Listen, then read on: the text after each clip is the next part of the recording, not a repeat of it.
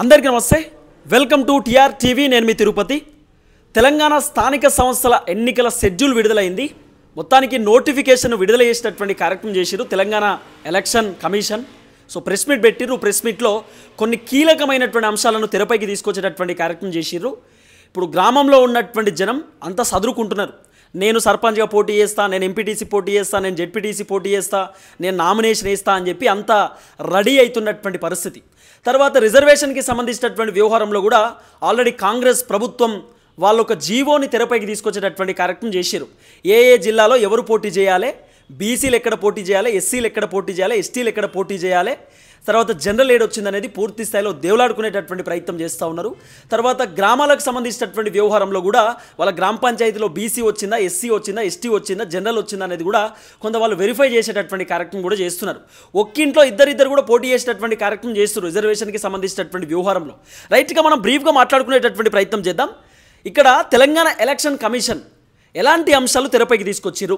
ఇప్పుడు సోషల్ మీడియాలో Telangana election commission release చేసినటువంటి ఏదైతే నోటిఫికేషన్ వైరల్ అవుతున్నటువంటి పరిస్థితి, అసలు ఎప్పుడు పోటీ చేయాలి, ఎప్పుడు నామినేషన్ వేయాలనేది నేను మీకు పూర్తి స్థాయిలో డీటెయిల్స్ చెప్పేటటువంటి ప్రయత్నం చేస్తా. తెలంగాణ స్థానిక సంస్థల ఎన్నికల నోటిఫికేషన్ విడుదల అయితే అక్టోబర్ 9 నుండి ఎలక్షన్ కోడ్, అక్టోబర్ 9వ తారీఖు నుండి ఎలక్షన్ కోడ్ ఉంటుంది. సో 9వ తారీఖు నుండి నామినేషన్స్ వేయొచ్చు. జెడ్పీటీసీ ఎంపీటీసీకి సంబంధించినటువంటి వ్యవహారంలో నామినేషన్స్ వేసేటటువంటి కార్యక్రమం చేయొచ్చు. మొదటిగా అక్టోబర్ 23, 27 రెండు దశల్లో ఎంపీటీసీ జెడ్పీటీసీ ఎన్నికలు. మొదటిగా అక్టోబరు 23, 27కు సంబంధించినటువంటి తేదీలలో సో ఎన్నికలు నిర్వహించబోతా ఉన్నారు.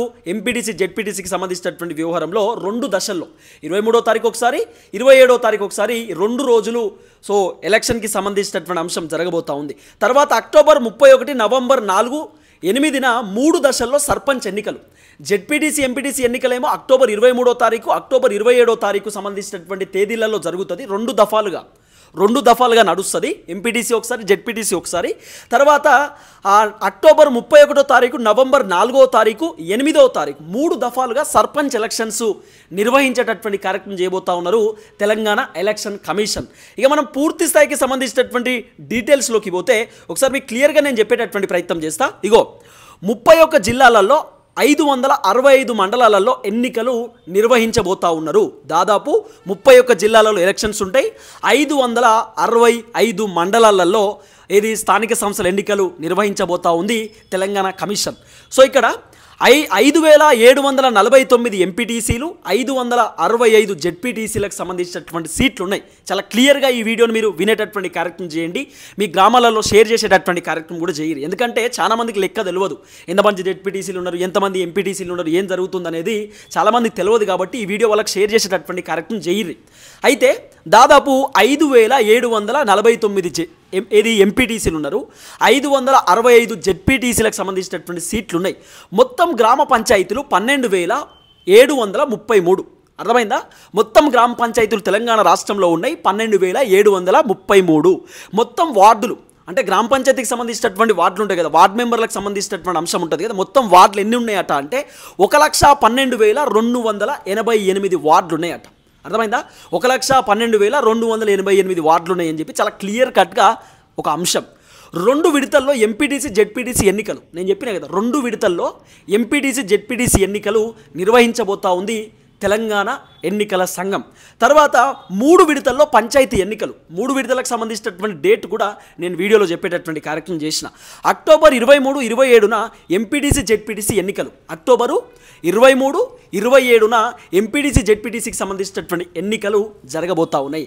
అలాగే ఫస్ట్ టైం మన ఛానల్ చూస్తున్నటువంటి వాళ్ళు దయచేసి సబ్స్క్రైబ్ చేయండి, షేర్ చేయండి, లైక్ చేయండి, పూర్తి స్థాయిలో సపోర్ట్ చేయండి. మీరు సబ్స్క్రైబ్ చేసుకోవడం ద్వారా నాకు కొండంత బలం వస్తుంది, కొండంత ధైర్యం వస్తుంది. నేను ఇంకా ఇలాంటి వీడియోలు బలంగా చేసేటటువంటి కార్యక్రమం చేస్తాను. రైట్గా ఒకసారి టాపిక్లోకి వెళ్తే, తర్వాత అక్టోబర్ 23, 27న ఎంపీటీసీ జెడ్పీటీసీ ఎన్నికలు అయిపోయింది కదా. అక్టోబర్ 31, నవంబర్ 4, 8 తేదీలలో పంచాయతీ ఎన్నికలు. మళ్ళీ చెప్తున్నా, అక్టోబర్ 31, నవంబర్ 4, అక్టోబరు 8 తేదీలలో పంచాయతీ ఎన్నికలు. 3 దఫాలుగా పంచాయతీ ఎన్నికలు నిర్వహించబోతా ఉన్నారు రాష్ట్ర ప్రభుత్వం. నవంబర్ 11న ఎంపీటీసీ జెడ్పీటీసీ ఎన్నికల ఫలితాలు ఉంటాయి. నవంబరు 11 ఎంపీటీసీ జెడ్పీటీసీ ఫలితాలు ఉండబోతా ఉన్నాయి. సో చాలా క్లియర్ కట్గా మీకు అర్థమవుతా ఉంది కదా. అక్టోబర్లో 23-27న ఎంపీటీసీ జెడ్పీటీసీకి సంబంధించినటువంటి ఎన్నికలు ఉంటే నవంబర్ 11వ తేదీన ఎంపీటీసీ జెడ్పీటీసీకి సంబంధించినటువంటి ఎన్నికల ఫలితాలు రాబోతూ ఉన్నాయి. కాబట్టి ఇప్పుడు మీరు ఒక క్లారిటీ తెచ్చుకునేటటువంటి కార్యక్రమం చేయాలి. ఎవరు పోటీ చేయాలి, ఎక్కడి నుండి పోటీ చేయాలి, ఎట్లా పోటీ చేద్దాం, ఏకగ్రీవమా లేకపోతే ఎట్లా అనేది మీరు ప్లాన్ చేసుకునేటటువంటి కార్యక్రమం చేయండి. మరి రాష్ట్ర ప్రభుత్వం అంటే తెలంగాణ ఎలక్షన్ కమిషన్ 9వ తారీఖు నోటిఫికేషన్ ఎందుకు ఇచ్చిర్రు? ఈ నెల అంటే వచ్చే నెల 9వ తారీఖు తర్వాత మీరు నామినేషన్లు వేయొచ్చు అని చెప్పి ఎందుకు తెలంగాణ ఎలక్షన్ కమిషన్ చెప్పిర్రు? నిజంగా నోటిఫికేషన్ వేయాలంటే పండుగ తెల్లారే 5వ తారీఖు 6వ తారీఖు కూడా వేయొచ్చు కదా. మరి ఎందుకు 9వ తారీఖు వేసిర్రు అంటే ఇక్కడ ఒక లాజిక్ ఉంది. ఇప్పుడు హైకోర్టులో జీవోకు సంబంధించినటువంటి వ్యవహారంలో ఒక పంచాయతీ నడుస్తుంది. కొంతమంది ఓసీలు రెడ్డి జాగృతి వాళ్ళు హైకోర్టులో ఒక పిటిషన్ వేసారు. ఏమని, ఈ జిల్లాలలో బీసీలు పోటీ చేయాలి, ఈ జిల్లాలో ఎస్సీలు పోటీ చేయాలి, ఈ జిల్లాలలో ఓసీలు పోటీ చేయాలి, ఇట్లా జనరల్ పోటీ చేయాలని చెప్పి రాష్ట్ర ప్రభుత్వం జీవో పట్టుకొచ్చారు. 69% రిజర్వేషన్ అంటున్నాడు రేవంత్ రెడ్డి. మరి ఇది కరెక్ట్ కాదు. ఇది రేవంత్ రెడ్డి పాస్ చేసినటువంటి జీవో, రేవంత్ రెడ్డి ఇస్తున్నటువంటి ఏదైతే గెజెట్ ఉందో ఇది మాకు నచ్చట్లేదు, ఇట్లుంటే మాకు కుదరదు అని చెప్పి కొంతమంది ఓసీలు కోర్టుకు పోయారు. కోర్టుకు పోయినప్పుడు హైకోర్టు రాష్ట్ర ప్రభుత్వానికి షాక్ ఇచ్చారు. హైకోర్టు ఏం చెప్పారంటే, ఆల్రెడీ గవర్నర్ దగ్గర బిల్లు పెండింగ్లో ఉంది, రాష్ట్రపతి దగ్గర బీసీ రిజర్వేషన్లకు సంబంధించినటువంటి బిల్లులు పెండింగ్లో ఉన్నప్పుడు రాష్ట్ర ప్రభుత్వం గెజిట్ ఎట్లా విడుదల చేస్తారు, జీవోని ఎట్లా తెరపైకి తీసుకొస్తారు, బిల్లు పెండింగ్లో ఉన్నప్పుడు రాష్ట్ర ప్రభుత్వం ఇష్టానుసారంగా వ్యవహరించడానికి కరెక్ట్ కాదు. కాబట్టి అసలు మీరు ఎలక్షన్స్ ఎట్లా పెడదాం అనుకుంటున్నారు, ఏం చేద్దాం అనుకుంటున్నారు, మనకు క్లారిటీ ఇవ్వండి, మీకు పర్మిషన్లు ఉన్నాయా లేవా అనేది క్లారిటీ ఇవ్వండి అని చెప్పి కోర్టు అడిగేటటువంటి కార్యక్రమం చేస్తే అడ్వకేట్ జనరల్ ఏం సమాధానం చెప్పలేకపోయిండు.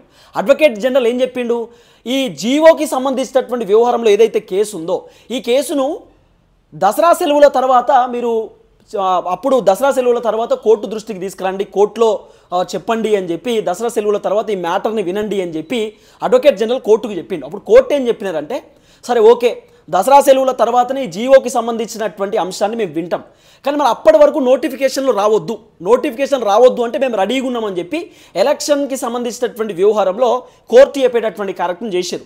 అప్పుడు అడ్వకేట్ జనరల్ ఏమన్నాడు, మేము అడిగి చెప్తాం మా రాష్ట్ర ప్రభుత్వానికి అని చెప్పి అడిగి ఓకే మేడం రెడీ అని చెప్పి ఆయన కూడా చెప్పేటటువంటి కార్యక్రమం చేసిండు. అప్పుడు హైకోర్టు ఏం చెప్పినారు, ఓకే 8వ తారీఖు వాయిదా వేస్తున్నాం, అంటే వచ్చే నెల 8వ తారీఖు ఈ జీవోకు సంబంధించినటువంటి వ్యవహారంలో మాట్లాడదాం కోర్టులో అని చెప్పి కేసుని వాయిదా వేసారు. సో 8వ తారీఖు కోర్టులో విచారణ జరగబోతా ఉంది. 9వ తారీఖు ఎలక్షన్కి సంబంధించిన నోటిఫికేషన్. అంటే కోర్టులో ఉన్నటువంటి కేసును కూడా ఒకసారి చూద్దాం, కోర్టు ఏ డిసిషన్ చెప్తుందో చూద్దాం అని చెప్పి రేవంత్ అన్న 9వ తారీఖు. సో రేవంత్ అన్న ప్లాన్ ఇదంతా అనేది కూడా కొంత వినబడుతున్నటువంటి వ్యవహారం. అంటే కోర్టులో ఆల్రెడీ 8వ తారీఖు నడుస్తుంది, 9వ తారీఖు నోటిఫికేషన్. సో ఇప్పుడు కోర్టుని వీళ్ళు నిబంధించినట్టు కాదు కదా. ఇప్పుడు సరే అని చెప్పిండు అడ్వకేట్ జనరల్, కాబట్టి 8వ తారీఖు కోర్టులో నడుస్తుంది, 9వ తారీఖు నోటిఫికేషన్. అప్పుడు కోర్టు కూడా మరి ఆ నోటిఫికేషన్ యాక్సెప్ట్ చేస్తారా, లేకపోతే వీళ్ళు పాస్ చేసినటువంటి జీవో ఏదైతుందో ఈ పలాని జిల్లాలలో బీసీలు పోటీ చేయాలి, పలాని జిల్లాలలో జనరల్ పోటీ చేయాలి, పలాని జిల్లాలలో ఎస్సీలు పోటీ చేయాలి, ఎస్టీలు పోటీ చేయాలని చెప్పి నిబంధన పెట్టారు కదా.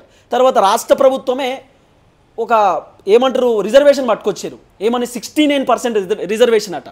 హైకోర్టు ఏం చెప్పినారు, అసలు 69% రిజర్వేషన్ యాక్సెప్టే కాదు, సుప్రీంకోర్టు గైడ్లైన్స్ ఉన్నాయి, 50% కంటే ఎక్కువ రిజర్వేషన్లు ఉండొద్దు, 50% కంటే తక్కువ రిజర్వేషన్లే ఉండాలి, అంతకంటే ఎక్కువ రిజర్వేషన్లు ఉండదు అని చెప్పి గైడ్లైన్స్ ఉన్నాయట. హైకోర్టు చెప్పేటటువంటి కార్యక్రమం చేశారు. మన రేవంత్ అన్నేమో మేము 69% రిజర్వేషన్లు ఇస్తామని చెప్పి ఆయన మాట్లాడేటటువంటి కార్యక్రమం చేసిండు. అది మన దగ్గర కూడా ఉందనుకుంటా, నేను ఒకసారి అది దేవులాడేటటువంటి కార్యక్రమం కూడా చేస్తా.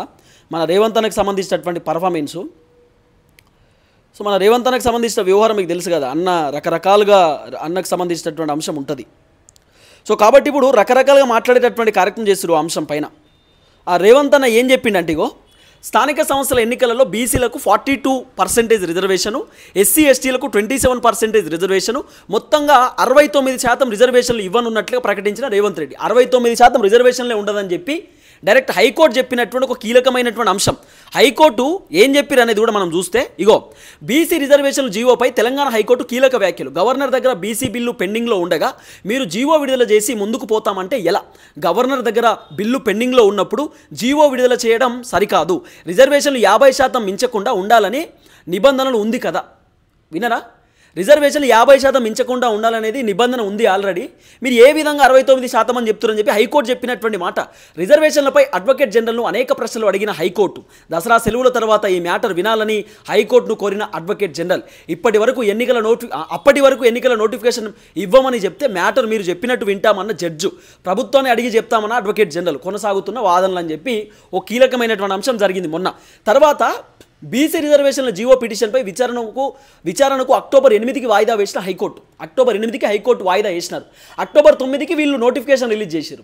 అంటే 8వ తారీఖు కోర్టులో ఈ అంశం అయిపోయిన తర్వాత మరి కోర్టు యాక్సెప్ట్ చేస్తారా యాక్సెప్ట్ చేయరా ఈ ఎన్నికలకు సంబంధించిన వ్యవహారంలో ఇప్పుడు ఈసీ ఏం చెప్తున్నారు, మాకు రిజర్వేషన్లు రాష్ట్ర ప్రభుత్వం దగ్గర నుండి అందినాయి, ఆ రిజర్వేషన్ల ప్రకారమే మేము ముందుకు పోతున్నామని చెప్పి తెలంగాణ ఎలక్షన్ కమిషన్ చెప్తున్నటువంటి మాట. మరి హైకోర్టు యాక్సెప్ట్ చేస్తారా కోర్టు యాక్సెప్ట్ చేయరా అనేది మనం చూడాల్సినటువంటి అవసరం ఉంటుంది. అయితే ఏం జరిగిందనేది ఒకసారి మనం బ్రీఫ్గా మాట్లాడుకుంటే ఇది కూడా చూడండి. తెలంగాణ రాష్ట్రంలో జిల్లాల వారీగా జెడ్పీ చైర్మన్ల రిజర్వేషన్ వివరాలు, జెడ్పీటీసీలు ఎంపీటీసీలకు సంబంధించిన సర్పంచ్లకు సంబంధించినటువంటి రిజర్వేషన్ తెరపైకి వచ్చినాయి. ఏది ఎస్టీలు ఎక్కడెక్కడ నుండి పోటీ చేయాలి, ఏది జెడ్పీటీసీ ఎంపీటీసీలకు సంబంధించి ఎస్టీలు జిల్లాలలో ఎక్కడెక్కడ నుండి ఎస్టీలు పోటీ చేయాలి, ఎక్కడెక్కడ నుండి ఎస్సీలు పోటీ చేయాలి, ఎక్కడెక్కడ నుండి బీసీలు పోటీ చేయాలి, ఎక్కడెక్కడ నుండి జనరల్ పోటీ చేయాలనేది ఇచ్చారు. ఎస్టీలు ములుగు, వరంగల్, ఖమ్మం, నల్గొండ మొత్తం ఎస్టీలే పోటీ చేయాలన్నట్టు ఈ జిల్లాలో, వేరే వాళ్ళకి అవకాశం లేదు. ఎస్సీలు సంగారెడ్డి, రాజన్న సిరిసిల్ల, రంగారెడ్డి, జనగామ, జోగులాంబ, గద్వాలు, వికారాబాద్ మొత్తం ఎస్సీలే పోటీ చేయాలన్నట, వేరే వాళ్ళకి అవకాశమే లేదు. బీసీలు సిద్దిపేట, కరీంనగర్, యాదాద్రి, భువనగిరి, నిజామాబాదు, వరంగల్ అర్బను, వనపర్తి, మహబూబ్ నగరు, జయశంకర్, భూపాలపల్లి, నిర్మలు, సూర్యాపేట, నాగర్ కర్నూలు, మంచిర్యాల మొత్తం బీసీలు పోటీ చేయాలన్నట, వేరే వాళ్ళకి అవకాశం లేదు. జనరల్ పెద్దపల్లి, జగిత్యాల, నారాయణపేట, కామారెడ్డి, మెదకు, కొమరంభీం, ఆసిఫాబాదు, ఆదిలాబాదు, మహబూబాదు, భద్రాద్రి, కొత్తగూడెం ఇక్కడ మొత్తం కూడా జనరల్ పోటీ చేయాలన్నట. జెడ్పీటీసీకి సంబంధించినటువంటి వ్యవహారంలో రాష్ట్ర ప్రభుత్వం తీసుకొచ్చినటువంటి ఒక కీలకమైనటువంటి రిజర్వేషన్కి సంబంధించినటువంటి జీవో. ఈ జీవో పైన ఇప్పుడు కోర్టులో పంచాయతీ నడుస్తుంది. కోర్టులో ఇటు ఓసీలు ఈ జీవో కరెక్ట్ కాదు, రాష్ట్రపతి దగ్గర 9th షెడ్యూల్లో రాజ్యాంగంలో పొందుపరచలేదు, రాష్ట్రపతి ఇంకా యాక్సెప్ట్ చేయలేదు బిల్లును, ఇక్కడ ఆర్డినెన్స్ ఉంది గవర్నర్ దగ్గర, గవర్నర్ గారు ఆర్డినెన్స్కు సంబంధించిన అంశాన్ని తెరపైకి తీసుకురాలేదు అంటే ఇప్పుడు రాజ్యాంగాన్ని ఉల్లంఘిస్తురా ప్రభుత్వం ఏమన్నా? రాజ్యాంగంలో పెడితేనే కదా బిల్లు పాస్ అయ్యేది, రాష్ట్ర ప్రభుత్వం ఇష్టానుసారంగా వ్యవహరిస్తే కరెక్ట్ కాదు కదా అనేది ఓసీలకు సంబంధించిన పంచాయతీ, వాళ్ళు ఒప్పుకుంటలేరు. ఇప్పుడు కోర్టులో 8వ తారీఖు పంచాయతీ నడిచేటటువంటి అవకాశం ఉంది. కాబట్టి మొత్తానికి ఎన్నికలకు సంబంధించిన షెడ్యూల్ విడుదల చేశారు. సో ఈ షెడ్యూల్ మరి కొనసాగుతో తెలియదు. వచ్చే నెల 9వ తారీఖు నుండి నామినేషన్లు వేయవచ్చు జెడ్పీటీసీలు ఎంపీటీసీలు. చూద్దాం ఏం జరగబోతుందనేది.